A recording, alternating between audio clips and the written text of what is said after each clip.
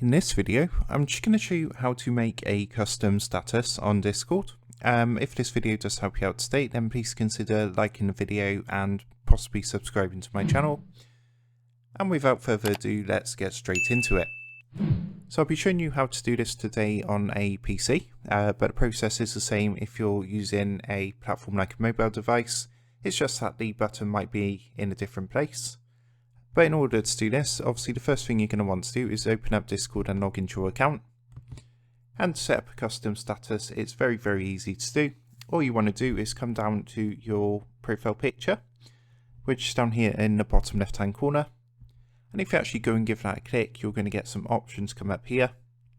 And you'll see at the bottom it says set a custom status. So just go and give that a click. And then you can put whatever you like in here, as long as it falls within the community guidelines for Discord.